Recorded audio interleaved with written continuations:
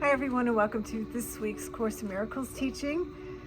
My name is Deborah and welcome to the channel. If you're new, welcome back to all my current subscribers. I'm so thankful and grateful for all of your support, love, and just being here and walking through the journey with me. So we are still in chapter 1, the meaning of miracles, and we will be on section 6.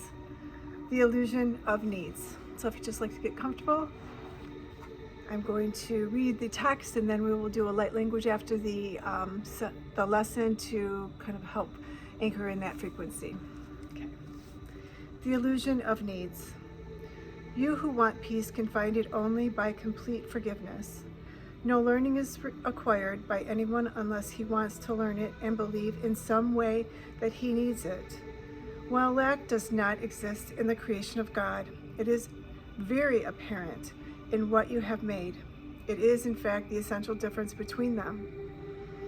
Lack implies that you would be better off in a state somehow different from the one you are in. Until the separation, which is the meaning of the fall, nothing was lacking. There were no needs at all. Needs arise only when you deprive yourself. You act according to the particular order of needs you establish.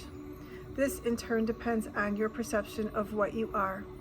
A sense of separation from God is the only lack you really need correct. This sense of separation would never have arisen if you had not distorted your perception of truth and had thus perceived yourself as lacking. The idea of order of needs arose because, having made this fundamental error, you have already fragmented yourself into levels with different needs. As you integrate, you become one, and your needs become one accordingly. Unified needs lead to unified action, because this produces a lack of conflict.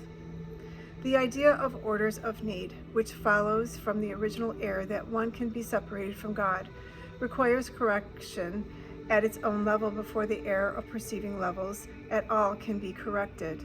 You can behave effectively while you function on different levels. However, while you do, correction must be introduced vertically from the bottom up. This is because you think you live in a space where concepts such as up and down are meaningful. Ultimately, space is as meaningless as time. They are merely beliefs. The real purpose of this world is to use it to correct your belief. You can never control the effects of fear yourself because you made fear, and you believe in what you made. In attitude, then, thought not in content, you reassemble your Creator, who was perfect in faith in His creations because He created them. Belief produces the acceptance of existence. That is why you can believe what no one else thinks is true. It is true for you because it was made by you. All aspects of fear are untrue because they do not exist at the creative level, and therefore do not exist at all.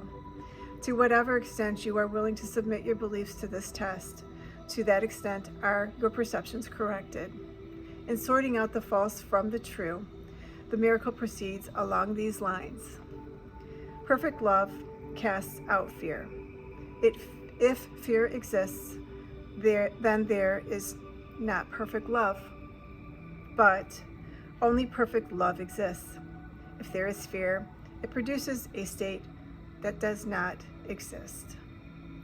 Believe this and you will be free.